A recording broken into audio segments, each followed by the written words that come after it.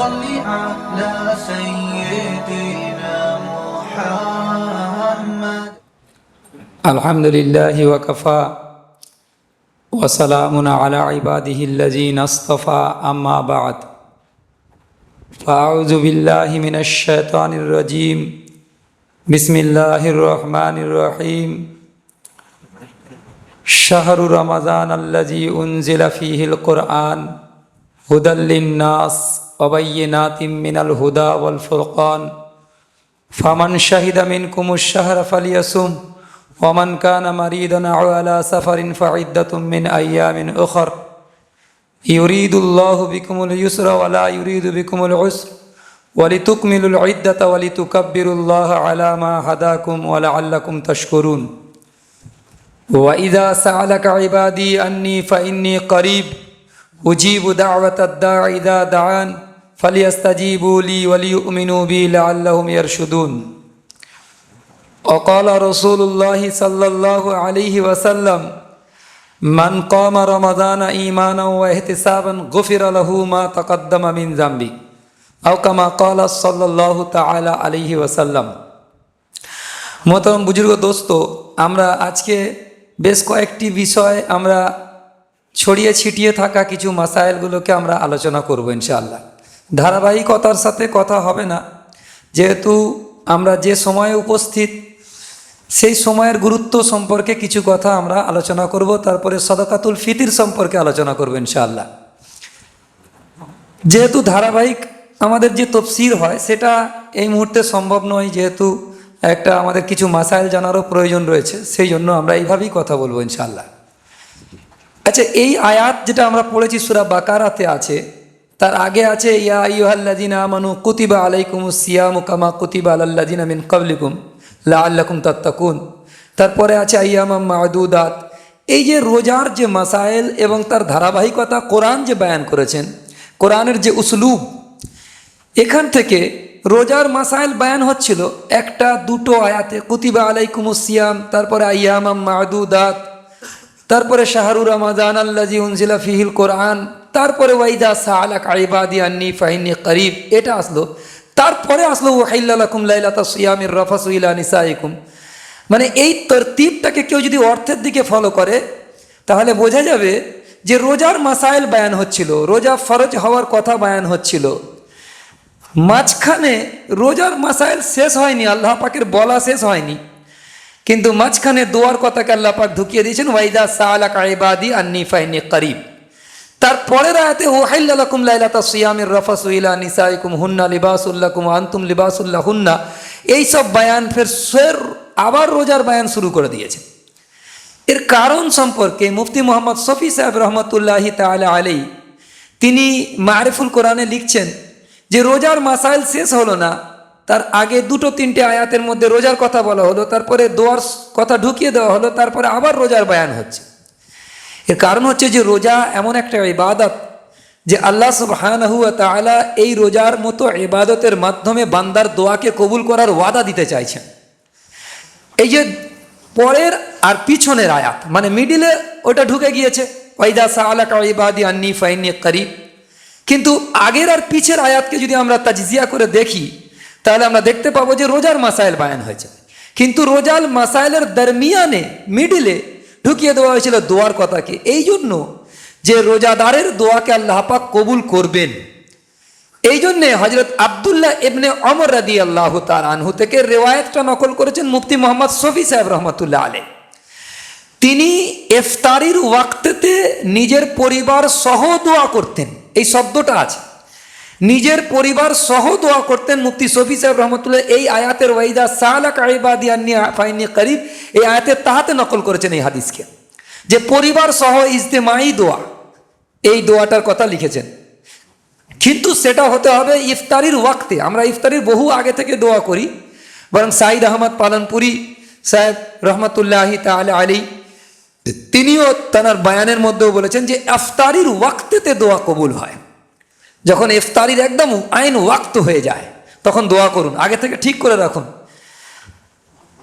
আল্লাহুম্মা ইন্নী আসআলুকা ইলমান নাফিয়া ওয়া রিজকান তাইয়্যিবা ওয়া আমালান মুতাকাব্বালা, এই দোয়া হযরত সিদ্দিক আকবর রাদিয়াল্লাহু তাআলা থেকে রিওয়ায়াত মওজুদ আছে ওই দোয়াটাও এবং আরও অন্যান্য দোয়া, আপনারা যে কোনো দোয়া চাইতে পারেন, খাস খাস দোয়া, আল্লাহুম্মা আতি নাফসি তাকওয়াহা ওয়া যাক্কিহা আনতা খায়রু মান যাক্কাহা আনতা ওয়ালিয়ুহা ওয়া মাওলাহা, এই সমস্ত বিশিষ্ট বিশিষ্ট দোয়া হযরত সাল্লাল্লাহু আলাইহি ওয়াসাল্লাম যেসব দোয়া আমাদেরকে শিখিয়েছেন এবং কোরআনে পাকে যে সমস্ত দোয়া আছে, সেই দোয়াগুলো আমরা ওই সময়ে করার অভ্যাস বানিয়ে নিই। কারণ কোরআনে এবং হাদিসে পাকের মধ্যে যেটা নাস দ্বারা সাব্যস্ত আছে যে সমস্ত দোয়া করা, ইয়াকিন জেনে নেন সেই সমস্ত দোয়া করার অর্থই হচ্ছে কবুল হবেই। তার কারণ আল্লাহ পাক নিজে দোয়া কবুল করেন আর নিজে দোয়া করার তরিকা এবং ভাষা শিখিয়ে দিচ্ছেন, সুতরাং কবুল করাটাই বেশি যুক্তিসঙ্গত।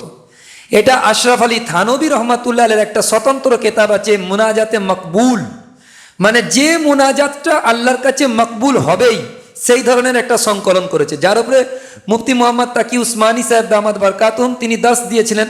ও বইটা আমাদের কাছে আছে, তাহকিককৃত কপি আছে, তাহকিককৃত কপি। ওই বইটাতে পুরো তাহকিক ও তাখরিজ সহ বের হয়েছে বাংলা ভাষাতে, সেটাও আমাদের কাছে আছে। মারকাজুদ দাওয়া আল ইসলামিয়া মৌলানা আব্দুল মালিক সাহেবের তত্ত্বাবধানে বের হয়েছে। ওই বইগুলো বাংলাতে কিনে নেবেন যাতে করে আপনারা মকবুল দোয়ায় অভ্যস্ত হয়ে যেতে পারে। যেহেতু রমজানুল মোবারক মাসের শেষ আশারা চলছে, এই শেষ আশারাতে বড় গুরুত্বপূর্ণ রাত আমরা অতিবাহিত করতেছি। প্রতিটা রাত বড় গুরুত্বপূর্ণ। 365 দিনে যদি আমরা লাইলাতুল কদরকে তালাশ করি তবে কোনো কম না, কোনো কঠিন নয়, কিন্তু আমরা তা করি না। ফাজাইলে রমজানের মধ্যে শায়েখ জাকারিয়া রহমতুল্লাহ লিখেছেন যে রমজানের এই অর্থাৎ লাইলাতুল কদরের রাতকে সারা বছর তালাশ করতে হয়। ওই একটা মতামত এরকম ব্যক্ত করেছেন, কিন্তু অধিকাংশ মতামত হচ্ছে এটা যে রমজানুল মোবারক মাসেতে কোরআন নাজিল হয়েছিল, শাহরু রমাদান আল্লাযী উনজিলা ফীহিল কোরআন। কোন রাতেতে? ইন্না আনজালনাহু ফি লাইলাতুল কদর ওয়া মা আদরাকা মা লাইলাতুল কদর লাইলাতুল কদর খায়রুম মিন আলফি শাহর। এখানে রাত মুতায়্যিন হয়ে গেছে। ফির হামিম ওয়াল কিতাবিল মুবিন ইন্না আনজালনাহু ফি লাইলাতিন মুবারাকাতিন ইন্না কুন্না মুনজিরিন। এটা সূরা দুখানের আয়াত। এখান থেকেও স্পষ্ট নস দ্বারা সাব্যস্ত হচ্ছে যে লাইলাতুল কদর রমজানুল মোবারক মাসেতে হয়েছিল আর সেই মাসেতেই কোরআন নাজিল হয়েছিল। আর সেটা কখন হয়েছিল? সারা বছরের মধ্যে আমরা একটা মাস মোতায়েন হয়ে যাচ্ছে যে রমজানুল মোবারক মাস। সেটাকে বাদ দিয়ে রসুল করিম সাল্লাল্লাহু আলাইহি ওয়াসাল্লাম বলেছেন শেষ আশারায় তোমরা লাইলাতুল কদরকে তালাশ করো। এর বুখারী শরীফের রিওয়ায়াতে আছে যে শেষ আশারার মধ্যে তাক রাত অর্থাৎ বেজোড় রাতগুলোতে তোমরা লাইলাতুল কদরকে তালাশ করতে থাকো। তাহলে 5 দিন বাঁচলো, 21, 23, 27, 29। আমাদের সামনে এখন 29 আছে, আমরা 27 অতিক্রম করে ফেলেছি। তো সেই জন্য এই রাতগুলোতে দোয়া করা আর বান্দার দোয়া আল্লাহ কবুল করবেন এটা একদম নিশ্চিত করে নেন। যে দোয়াগুলো কবুল হয়নি জেনে নেন আখেরাতে আমার মর্যাদা এমনভাবে বুলন্দ হবে, বান্দা আফসোস করবে। হাদিস পাকের মধ্যে এসছে যদি দুনিয়াতে আমার কোনো দোয়া কবুল না হয় সবগুলো যদি আখেরাতের জন্য বাকি থাকতো কতই না উত্তম হতো। এই জন্য দোয়া করার একটা অভ্যাস বানিয়ে নিই। দুনিয়াতে মানুষের কাছে চাইলে মানুষ নারাজ হয়ে যায়, কিন্তু আল্লাহর কাছে না চাইলে আল্লাহ নারাজ হয়ে যায়। 1 বার 2 বার 3 বার চাইলে মানুষ নারাজ হয়ে যায়, কিন্তু আল্লাহর কাছে 1 বার চান, 10 বার চান, 100 বার চান, আল্লাহ তো নারাজ হবে না। বরং যে ব্যক্তি উঠতে বসতে চলতে ফিরতে আল্লাহর কাছে চাওয়ার একটা আদি বেনে গিয়েছে, আল্লাহ সুবহানাহু ওয়া তাআলা তাকে তার ওলি বানিয়ে নেন, যেহেতু সে আমার কাছে ছাড়া আর কারো কাছে চায় না। এবার একটা ব্যাপারটা হচ্ছে যে এই যে দুনিয়ার জন্য যদি কেউ ইবাদত করে, মান সাল্লা ইউরাই ফাকাদ আশরাকা ওমান সামা ইউরাই ফাকাদ আশরাকা ওমান তাসাদ্দাকা ইউরাই ফাকাদ আশরাকা। হাদিস পাকের মধ্যে এসেছে যে ব্যক্তি লোক দেখানোর জন্য নামাজ পড়লো সে শিরক করলো, লোক দেখানোর জন্য রোজা করলো সে শিরক করলো, লোক দেখানোর জন্য সদকা করলো সে শিরক করলো। কিন্তু কেউ যদি দোয়া করে, দোয়া বি ইবাদত, আর খালিস দুনিয়ার কোনো প্রয়োজন চায় আল্লাহর কাছে তবে খালিস ইবাদত হবে। নামাজ যদি লোক দেখানোর জন্য হয় বা দুনিয়ার কোনো উদ্দেশ্যকে কেন্দ্র করে হয় তাহলে নামাজ ইবাদত হবে না। কিন্তু দোয়া এমন একটা ইবাদত যে খালিস দুনিয়ার জন্য চাওয়া হবে, আল্লাহ পাকের কাছে ওটা ইবাদত হিসাবে সুমার হয়ে যাবে। ইহা তক কে জুতোর ফিতে ছিঁড়ে গিয়েছে ওইটার সংশোধনের জন্য দোয়া করবেন, এটা খালিস ইবাদত হবে। আর দোয়া ও মুখুল ইবাদা আর দোয়া ও হুয়াল ইবাদা, 2 আলফাজে হাদিস মওজুদ আছে। সেজন্য দোয়া করার একটা অভ্যাস বানিয়ে নিই। আর দোয়ার ব্যাপারে আমরা ইয়াকিন জানি যে আল্লাহ পাক আমরা যতই গোনাহ করি আমাদের গোনার থেকে আল্লাহ পাকের রহমত অনেক বেশি, শুধু বেশি নয়, এর মাপার যন্ত্র পৃথিবীর মানুষের কাছে নেই। কুল ইয়া ইবাদিয়াল্লাযীনা আসরাফু আলা আনফুসিহিম লা তাকনাতু মির রাহমাতিল্লাহ। কুল ইয়া ইবাদিয়াল্লাযীনা, এখানে পরিষ্কার বলেছে কুল ইয়া ইবাদি, হে আমার বান্দা, যে গোনা করে নিজের জিন্দগিটাকে সর্বনাশ করে ফেলেছো, তাকে আল্লাহ পাক ডেকে বলছেন যে ইয়া ইবাদি। বাপ নারাজ হয়ে যাবে, তেজ্য পুত্র করে দেয়, কিন্তু আল্লাহ পাককে আমরা যে নারাজ করেছি, সেই আল্লাহ আমাদেরকে বলছে ইয়া ইবাদি, হে আমার বান্দা, আমার রহমত থেকে কোনোদিন নিরাশ হবে না। নিরাশ হওয়াটা একটা কুফরি কাজ। সেই জন্য দোয়ার মধ্যে আমরা মশগুল হব এবং দোয়া চাইবো ইনশাআল্লাহ তাআলা। আর সদকাতুল ফিতরের ব্যাপারে আমরা যেটা আলোচনা করব, যে সেটা হচ্ছে এই, যে 5 ধরনের খাদ্যদ্রব্য দ্বারা রসুল করিম সাল্লাল্লাহু আলাইহি সাল্লামের জামানাতে সদকাতুল ফিতর আদায় করা হতো। আর যাকাত দেওয়ার ব্যাপারে আমরা গত বছরেও বলে এসেছি, লিল ফুকারা ইল্লাযীনা উহসিরু ফি সাবিলিল্লাহ, এই আয়াত আমরা পুরো বয়ান করেছিলাম তাফসিলের সাথে, যে এখানে বলা হয়েছে যে সমস্ত ব্যক্তি দুনিয়াতে চলাফেরা করে যারা কাজকাম করতে পারে না, যেমন আমরা দুনিয়াতে চলাফেরা করি, হাটে যাই, মার্কেটে যাই, এই সমস্ত করে আমরা পয়সা ইনকাম করি, রুজি ইনকাম করি, কিন্তু যে সমস্ত ব্যক্তি জমিনের ওপরে ঘোরাফেরা করে, কোরআন বলছে সূরা বাকারাতে আছে, জমিনের ওপরে ঘোরাফেরা করে রুজি ইনকাম করতে পারছে না, তারা দিনের কোনো কাজেতে আবদ্ধ হয়ে গিয়েছে, তারা কারো কাছে হাত পেতে চায় না, কিন্তু তাদের চেহারা দেখে তোমরা চিনে ফেলবে এবং তাদেরকে তোমরা যাকাতের অংশ দাও। এবং তারা হাত পেতে চায় না, তারা আত্মমর্যাদা বোধ সম্পন্ন ব্যক্তিত্ব, তারা তোমাদের জন্য আটকা পড়ে গিয়েছে, পুরো সমাজের জন্য আটকা পড়েছে। তারা কারা? আর আমি কিতাব খুলে দেখিয়েছিলাম তফসিরে আশরাফি বায়ানুল কোরআন, আমি গত বছরে এনে দেখিয়েছিলাম যে সেই তফসিরে আশরাফি বায়ানুল কোরআনে হাকিমুল উম্মত হযরত মাওলানা আশরাফ আলী থানভী রহমাতুল্লাহ আলাইহি বলেছেন যে তারা হচ্ছে আলেম উলামা, অর্থাৎ মাদ্রাসার তালেবা এবং মাদ্রাসা ওস্তাদ। তারা দ্বীনের জন্য তারা আটকা পড়ে গিয়েছে, তারা জমিনে আমাদের মতো হাটে বাজারে গিয়ে পয়সা ইনকাম করে না, তারা দ্বীনের কাজেতে আটকা পড়ে গিয়েছে। তারা নিজেদের সংসার চালাবার পয়সাটা ইনকাম করে বের করতে পারে না, তারা ওইখানেই পড়ায়। তো সমাজের লোকেদের দায়িত্ব, জাকাতের অংশটা সেখানে দেওয়া হচ্ছে সর্বোত্তম দান। এটা আমি বলিনি, হাকিমুল উম্মত হযরত মাওলানা আশরাফ আলী থানভী রহমাতুল্লাহ আলাইহি। এটা আমি বলে দিলাম, যেহেতু মাদ্রাসাওয়ালারা আমাদের এখানে আসেন এবং এখানে একটা এমন একটা নজির সৃষ্টি হয়েছে যেটা পুরো পশ্চিমবাংলাতে নেই আমার জানা মতে। সেই নজির সৃষ্টি হয়েছে, সেই জন্য এই মশলাও আমাদের মুসল্লিদের জেনে থাকা দরকার যে আমরা কেন জাকাতের একটা অংশ আমরা মাদ্রাসায় দেব, এটা সর্বোত্তম জায়গা। কিন্তু মাদ্রাসাওয়ালাদের প্রতিও আমার বিনীত অনুরোধ, আমি হাত জোড় করেও বলবো যে বিনীত অনুরোধ, তাঁরা আমাদের ওস্তাদ সমতুল্য, কিন্তু আমভাবে অতিরিক্ত আমভাবে মাদ্রাসাতে জাকাতের পয়সাকে হিলা করে বিল্ডিং নির্মাণে ব্যাপকভাবে ব্যবহার হচ্ছে। এটা ব্যাপক শব্দটাকে আমি নিয়ে আসছি। খুব মজবুরি পরিস্থিতিতে চলবে, মজবুরি, খুব মজবুরি, সেটাকে আমভাবে একটা তৈরি হচ্ছে যে এটা জাকাতের পয়সাকে হিলা করে বিল্ডিং নির্মাণে লাগানো হচ্ছে। এভাবে আমার কথা নয়, দারুল উলুম দেওবন্দেরও কথা আছে, শাহিদ আহমদ পালনপুরীর বায়ান আছে, এগুলো ফতোয়া আছে। এই আমভাবে ব্যাপকভাবে করাটা থেকেও আপনারা বিরত থাকবেন, কারণ আপনাদের প্রতি পরিপূর্ণ বিশ্বাস রেখে আমাদের মুসল্লিরা জাকাতের পয়সা আপনাদের হাতে তুলে দেন, আপনারা সেটা সঠিক ব্যবহার করবেন, এটা আমরা আশা রাখি ইনশাআল্লাহ তাআলা। আচ্ছা, জাকাতুল ফিতর, এটাকে জাকাতুল ফিতরও বলা হয়। এই জাকাতুল ফিতরের ব্যাপারটা হচ্ছে এরকম যে 5 ধরনের খাদ্যদ্রব্য দ্বারা জাকাতুল ফিতর বা সাদাকাতুল ফিতর আদায় করা হতো খায়রুল কুরুনে, রসুল করিম সাল্লাল্লাহু আলাইহি সাল্লামের জামানাতে। আর সেই 5 ধরনের খাদ্যবস্তু হচ্ছে জব, খেজুর, পনির, কিশমিশ আর গম। এই 5 ধরনের জিনিস। তার মধ্যে গম নবীজি সাল্লাল্লাহু আলাইহি সাল্লামের জামানায় এবং আমিরে মুআবিয়া রাদিয়াল্লাহু আনহু জামানা পর্যন্ত অনেক বেশি মূল্যমানের ছিল। এই সমস্ত খাবারের থেকে গম সব থেকে বেশি মূল্যমানের। এটা আউজাজুল মাসালিকে সারা মুয়াত্তা মালিকের মধ্যে শাইখ জাকারিয়া রহমাতুল্লাহ আলাইহি নকল করেছেন এবং এটা আল ইস্তিসকারের মধ্যেও নকল করা আছে। সেই হাফিজ ইবনে কাইয়িম রহমাতুল্লাহ আলাইহি তিনি নকল করেছেন, এখানে হাদিসও নকল করেছেন যে সব থেকে মূল্যমানের জিনিস গম ছিল, কিন্তু এখনকার জামানায় সব থেকে কম দাম হচ্ছে গম। এবারে তার মূল্যমান হিসাব করা হয়েছে, কিন্তু 5 নম্বরের জায়গায় 6 নম্বর একটা বয়ান করতে চাইছি আমি, এটা যে সাহাবা একরাম রিদওয়ানুল্লাহ আলাইহিম আজমাইনদের জামানাতে সাদাকাতুল ফিতর আদায় করা হতো পয়সা দিয়ে, অর্থাৎ দিনার বা দিরহাম দিয়ে আদায় করা হতো। এটা কেন উল্লেখ করলাম? বর্তমান জামানায় আমাদের ভাইয়েরা অর্থাৎ আহলে হাদিস ভাইয়েরা একটা নতুন ফিতনা তৈরি করতে চাইছে যে সাদাকাতুল ফিতর আদায় করার জন্য এই 5 ধরনের খাদ্যবস্তু দ্বারাই আদায় করতে হবে, কিন্তু 6 নম্বর অর্থাৎ পয়সা দ্বারা, কারেন্সি বা লিকুইড মানি বা ডিজিটাল মানি দ্বারা আদায় করলে হবে না, এটা তারা বলতে চাইছে।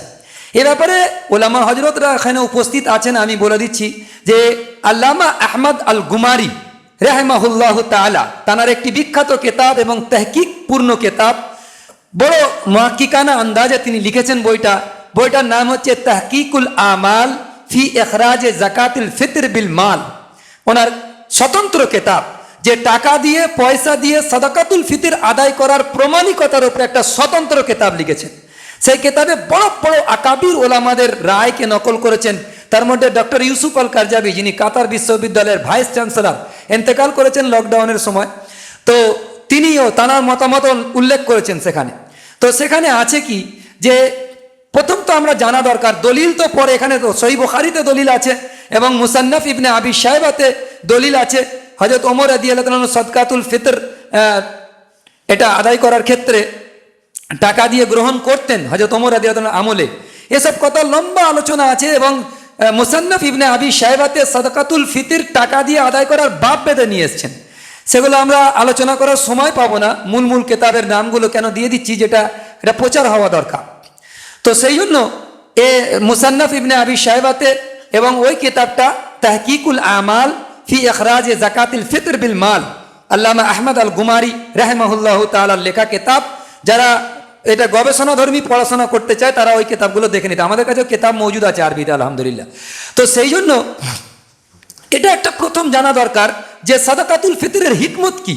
হিকমত হচ্ছে এটা যে সাদাকাতুল ফিতর যে এলাকায় দেওয়া হবে সেই এলাকার লোকেদের একটা আমভাবে ঈদের দিনের কি খাবার বা আমভাবে ঈদের দিনের কি রেওয়াজ চলে, যে নতুন জামা কাপড় পরে বা উত্তম জামা কাপড় পরে এবং খাওয়া দাওয়া। আমাদের এই চত্বরেতে মুরগির গোশ, গরুর গোশ রান্না হয়, তার সাথে সাথে পরোটা হয়, তার সাথে সিমাই হয়, এই সমস্ত আমাদের এখানে আম রেওয়াজ। অন্য জায়গায় অন্য রেওয়াজ হতে পারে, কিছু মানে বা উর্দু ভাষী আছে তারা আবার ওই দই বড়া খায় ঈদের দিনে, সেটা তাদের রেওয়াজ। তো সেই দিনে যাতে করে সমস্ত গরিব এবং ধনী প্রত্যেকেই যেন আম ধরনের একটা খাবার যেটা চলন আছে সেই ঈদের দিনে সেটা যেন খেতে পারে, সেই জন্য এই ফিতরা রাখা হয়েছে, তাতে সকলেই সহলতের সাথে ঈদের খুশি মানাতে পারে, কাপড় চোপড় কিনতে পারে। আচ্ছা বলুন, 3 কিলো 183 গ্রাম, প্রায় পারফেক্ট মাপগুলো বলছে, আল কাউসারে লিখেছে এটা, 3 কিলো 183 গ্রাম খেজুর বা 3 কিলো 183 গ্রাম পনির বা 3 কিলো 183 গ্রাম হচ্ছে আপনার ওই কিশমিশ, এইগুলো যদি আমাকে দিয়ে দেয়, আমি গরিব ধরে নেন, তো আমাকে অনেক দিয়েছে, তো আমার 10 কিলো 15 কিলো খেজুর হয়ে গেছে, এখন আমাকে বিক্রি করতে হবে বাজারে গিয়ে, তারপরে আমি আমার সমস্ত বাড়ির ওই সমস্ত সামানগুলো খরিদ করতে পারবো। আমার জন্য কঠিন হবে কি হবে না? কিন্তু যদি আমাকে মানে কাগজের টাকা দিয়ে এই জামানায় বা ডিজিটাল মানি দিয়ে আমাকে যদি যাকাতুল ফিতর বা সাদকাতুল ফিতর আদায় করে, আমার জন্য সহলত হবে, এটা তো আকল বলছে। এই কথাটা আল্লামা আহমদ গুমারি লিখেছেন তার কেতাবের মধ্যে, ইউসুফ কারজাবি রহমতুল্লাহ তরজিহ দিয়েছেন, আর একিন জেনে নেন ইমাম আবু হানিফা রহমতুল্লাহ এই মতকেই তরজিহ দিয়েছেন যে টাকা দিয়ে আদায় করা, ফতোয়া আলমগিরিতেও আছে, টাকা দিয়ে আদায় করাটা সর্বোত্তম এই জামানার জন্য। টাকা দিয়ে আদায় করা, গম, জব বা খেজুর, পনির, কিশমিশ দিয়ে আদায় করার থেকেও।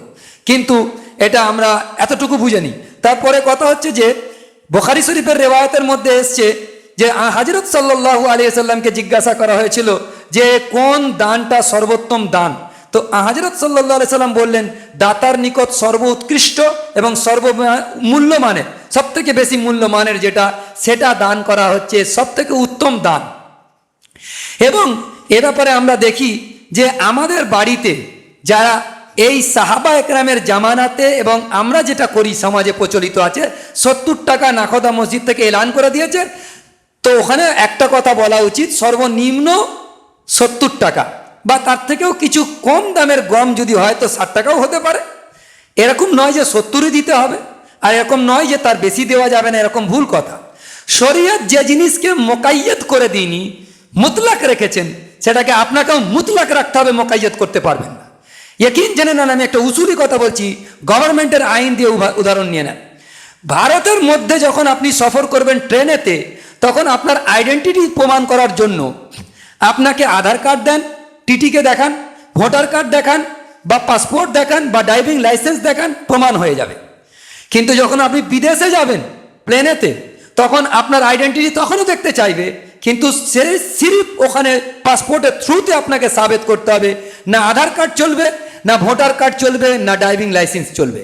অনুরূপভাবে সরকারি হুকুম যেরকম আছে, অনুরূপভাবে আল্লাহ পাকের হুকুম যে জিনিসকে মুতলাক রেখেছে, আমভাবে রেখে দিয়েছে, যে খেজুর দিয়ে দেন হবে, কিশমিশ দিয়ে দেন হবে, পনির দিয়ে দেন হবে, জব দিয়ে দেন, গম দিয়ে দেন হবে, টাকা দিয়ে দেন হবে। যখন শরীয়ত আমাকে আজাদ রেখেছে, তখন এখানে মুকাইয়ত করা যায় না। আর এটা আকসারিয়াত ভাবে মুকাইয়ত করছে, তার আমল সাব্যস্ত হচ্ছে। এই জন্য আজকে এই কথাটা বলছি, নাহলে কোনো জরুরত ছিল না এই কথাটা বলা। আমি আকলি দলিল দিলাম, এবার নাকলি দলিল শুনুন। ইবনে মাসউদ রাদিয়াল্লাহু তাআলা থেকে সহিহ বুখারীতে রওয়ায়াত আছে, মিসকাতে আছে হাদিসটা। ইবনে মাসউদ রাদিয়াল্লাহু তাআলা বলছেন, তোমরা নামাজের মধ্যে শয়তানকে অংশ দিও না। আর এটা রাহে সুন্নতে সরফরাজ খান সফদার মুহাক্কিকুল আসার তিনি নকল করেছেন, যে তোমরা শুধু ডান দিকে ফেরাটাকে, নামাজের পরে ডান দিকে ফেরাকে জরুরি মনে করে নিও না, বরং আমি রসুল করিম সাল্লাল্লাহু আলাইহি সাল্লামকে বহুবার বাম দিকে ফিরতে দেখেছি নামাজ শেষ করে। যেমন আসর আর ফজরের পরে ইমাম সাহেব ফিরে বসে না, তো ফিরে বসার আসল উদ্দেশ্য কি? কাশফুল বারি আম্মা ফি সহিহুল বুখারী, সলিমুল্লাহ খান সাহেবের লেখা 34 খণ্ড এখন হয়ে গেছে, আমাদের কাছে আছে। তো ওতে লেখা আছে যে হুজুর কোনো প্রয়োজনে উঠে যেতেন ডায়ে, প্রয়োজন হতো ডায়ে উঠে যেতেন, বাঁয়ে প্রয়োজন হতো বাঁয়ে উঠে যেতেন, মুসল্লিদের সঙ্গে কিছু কথা বলার দরকার হতো তো মুসল্লিদের দিকে ফিরে বসতেন, এটা আসল এই কথাটা। কিন্তু কেউ যদি তিনও দিকটা নাস দ্বারা সাব্যস্ত আছে, কিন্তু কোনো একটা দিককে কেউ মোকাইয়ত যদি করে নেয়, ওইটা কেমন যেন শয়তানকে অংশ দেওয়া হয়। ঠিক সেরকমই এখানে 6 ধরনের জিনিস দ্বারা সাদাকাতুল ফিতর আদায় করার আম ইজাজত রয়েছে। সেই আমকে কেউ যদি গমের মধ্যে খাস করে, তাহলে কেমন যেন এটা শয়তানকে অংশ দেওয়া হবে। নকলি দলিল নকল করল, আকলি দলিল তো আমি দিয়ে দিয়েছি, যেমন নাকি ট্রেনের সফর।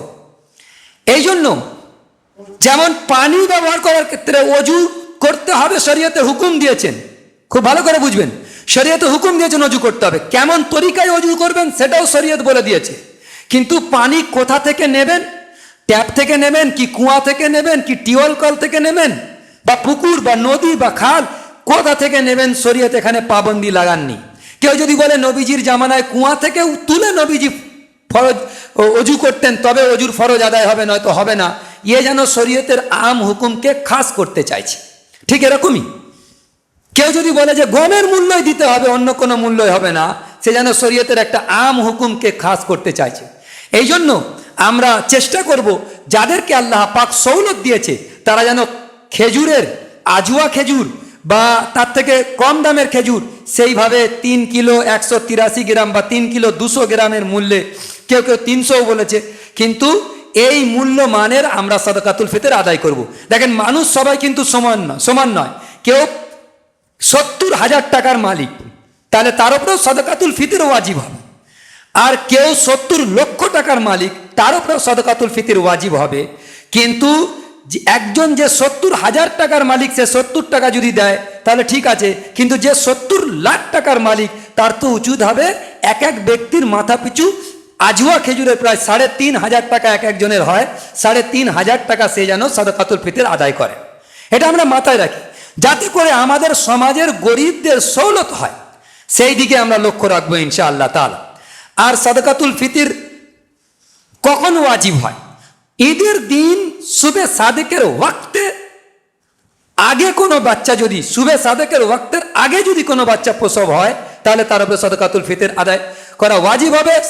সাদাকাতুল ফিতর ওয়াজিব হবে না তখন যদি সুবে সাদেকের পরে জন্মগ্রহণ করে। এটা বেহেশতে জোরে লেখা আছে, অন্যান্য কিতাবেও আছে, আপনারা এটা দেখে নেবেন। আচ্ছা, সাদাকাতুল ফিতর সুবে সাদেকের ওই সময়তে ওয়াজিব হয়, তার আগে কেউ যদি দেয় তাতে চলবে। রমজানেও যদি কেউ সাদাকাতুল ফিতর আদায় করে তাও চলবে, অসুবিধা নেই। কিন্তু পরে ঈদের দিন আবার আদায় করতে হবে এরকম কোনো জরুরি নয়। আচ্ছা, সাদকাতুল ফিতরের জন্য কয়েকটা জরুরি, আমি একটা বলে দিচ্ছি, বলে শেষ করে দেবো। সেটা হচ্ছে এই যে প্রয়োজন অতিরিক্ত মাল, জাকাতের সাথে একটু পার্থক্য আছে। প্রয়োজন অতিরিক্ত মাল যেমন নাকি আমাদের দামি জামা কাপড় বা দামি হাঁড়ি, যেগুলো বছরে ব্যবহার হয় না খুব একটা, দামি দামি হাঁড়ি আছে, বড় বড় ডেগ হাঁড়ি আছে, সেইগুলোর মূল্যকে যদি জোড়া হয় এবং দামি জামা কাপড় যেমন মেয়েদের বেনারসি, ছেলেদের কোট খুব কম ব্যবহার হয়। বিয়েতে যে জামা করেছিল সেটা হয়তো 20,000 টাকা দাম, সেটা আর পরে না, শুধু বিয়েতেই পড়েছিল, ওটাও বাড়িতে রাখা আছে। ওর মূল্যগুলো হিসাব করলে বর্তমানে রূপার নেশাব পরিমাণ মূল্য যদি ওইগুলো হয়ে যায়, অতিরিক্ত বাড়ি যেগুলো ব্যবহার হয় না খুব একটা, তো সেই সব বাড়িগুলোর মানে যদি হিসাব করে এতটা হয়, তাহলে তার উপরে সাদকাতুল ফিতর ওয়াজিব হবে।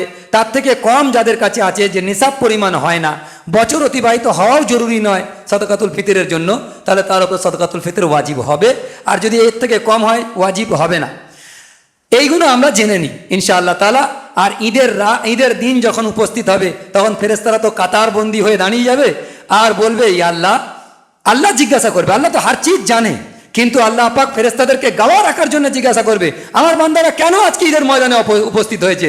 বলছে, ইয়া আল্লাহ, তোমার বান্দারা আজকে মজুরি চাইছে, 1 মাস তারা মেহনত করেছে, মজদুরি করেছে, আজকে মজুরি চাইবার জন্য এসেছে। আমার আল্লাহ পাক বলতে থাকে, ও আমার ফেরেশতারা, তোমরা গাওয়া থাকো, আমার ইজ্জতের কসম, আমার জুল জালালের কসম, আমি আমার বান্দাদেরকে মাফ করে দিয়েছি। তারা তার মা যেমন তার বাচ্চাকে প্রসব করেছিল, তেমন পবিত্র হয়ে আজকে তারা বাড়িতে ফিরুক। সে দিন অপেক্ষা করছে। আর ঈদের দিন আসবে, ঈদের রাত আসবে, আসমানে লেখা হয়ে যাবে পুরস্কারের রাত।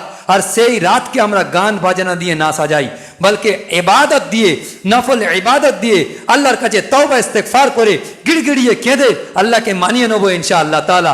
ওয়া আখির দাওয়াহুম আলহামদুলিল্লাহ।